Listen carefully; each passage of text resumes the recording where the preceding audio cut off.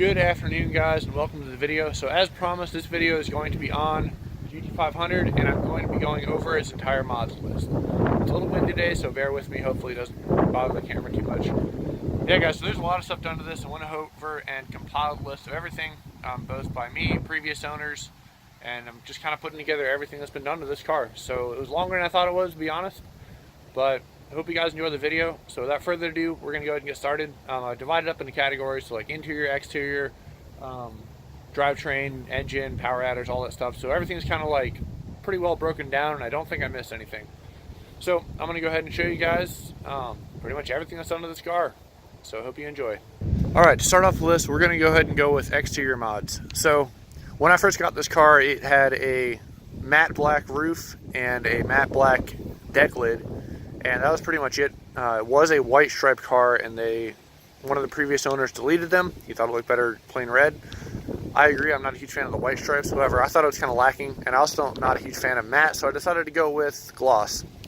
So the first big thing that I did to the car, and pretty much the only real stuff besides the taillights, was I went ahead and did gloss stripes, a gloss roof wrap, and then the gloss deck lid, because I really like the way it ties together the back end and everything.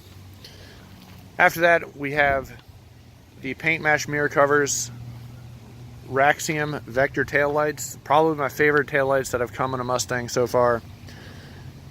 The black Fox gas cap emblem for the GT500 emblem on the back, centered Shelby letters, tinted third brake light, tinted side markers, turn signals, headlights, and fog lights. They've all been tinted.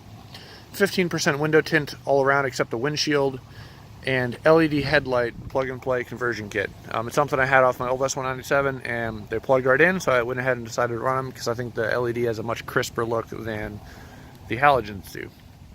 Alright, so on the inside of the car, we have an aero force gauge that plugs into the OBD2 port that also has a wideband hooked up under the car, and then a autometer boost gauge, as well as a carbon fiber-ish looking door panel. As you know, these things, the stock ones like to fall off and just get real nasty looking, so these did have that problem, and I went ahead and got replaced with these, and I think they look awesome. I almost forgot that for the interior, we also have the Raxium nav unit. I'm not personally a huge fan of this particular unit, but it does give the inside a little bit more of a modern look. Alrighty, so now for the engine. Now, there is a pretty good amount of stuff done to this, so bear with me. Alright, so the block itself is stock, but what has been done is we have a VMP TVS Gen 2 2.3 liter supercharger. Right now it has the 3-inch pulley on it, making around 15 pounds of boost. The Ford Racing monoblade throttle body, the JLT 123mm intake, Innovators West 10% overdrive harmonic balancer, Steeda adjustable belt tensioner, Thump Racing heavy duty supercharger belt tensioner. I'll show you the difference of those. The top one is just mostly to help the belt wrap around the motor, or around the supercharger more. And the bottom one helps just add extra tension to it, try and prevent any kind of belt slip. The PA Performance 200 amp alternator, an N2NB watt box with 2-stepped and no lift shift. If you saw my last video, I was kind of working on figuring that out. AFCO dual fan heat exchanger, polished aluminum, extra capacity intercooler tank, 170 degree thermostat, EGR delete, driver's side PCV valve breather, and a JLT oil catch can on the passenger side. Alright, so for fueling we have Injector Dynamics ID 1000 fuel injectors, and they give it plenty of fuel, probably more than this particular setup needs, but they're on there and they definitely work.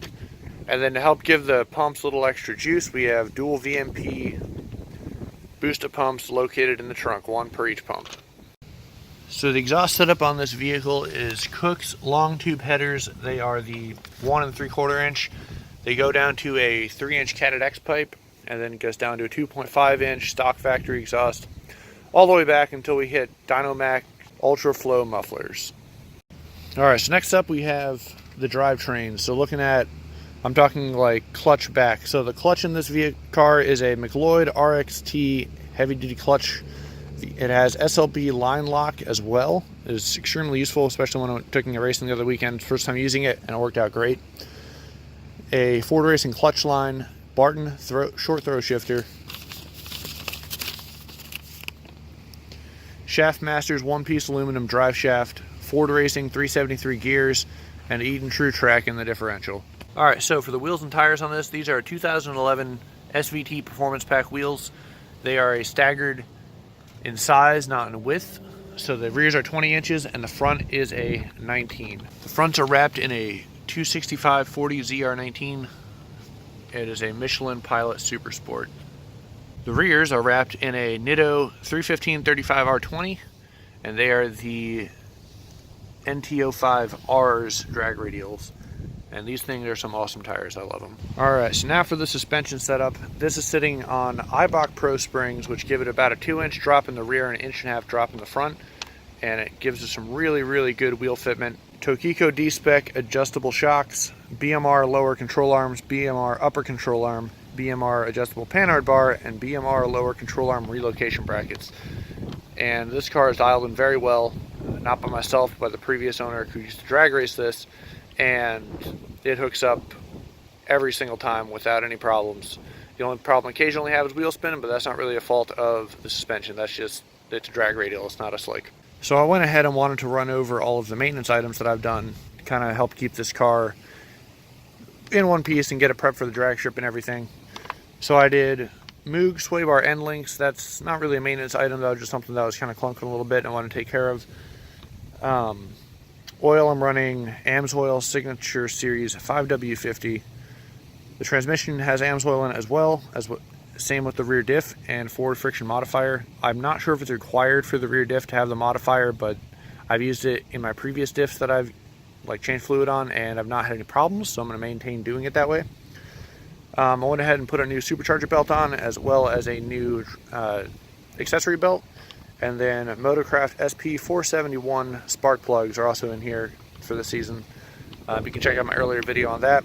And they are gapped at 0.028, which is recommended by VMP for that plug, at about 15 to 18 pounds of boost, which is roughly where I'm at. Alright guys, so that's pretty much everything that has been done to this vehicle that I can think of, in all honesty. I know it's a little dirty out. I haven't had a chance to detail this car in a little while because it's very cold out right now and I just have been extremely busy. Kind of why the lack of videos and everything like that. But anyway, so this is it. This is my 2007 Shelby GT500 right here. I'm definitely not responsible for a lot of these modifications. Like I said, I've pretty much just done tires, the stripes, some cosmetic things with the taillights and everything, and maintenance, and everything else was done by a previous owner. I kind of bought this as a complete package. And that was one of the reasons that I wanted to buy this car, was because I didn't have to invest the extra money into all the modifications that you see here. So it's a very well put together car. I absolutely love driving it. And if weather holds out okay, I'm trying to take it to the drag strip today, so we'll see what happens. Hey guys, anyway, thanks for watching. I hope you enjoyed the video. Sorry for the long wait between videos. But stick with me and we'll be doing some more stuff shortly here. Thank you very much for watching and have a great night.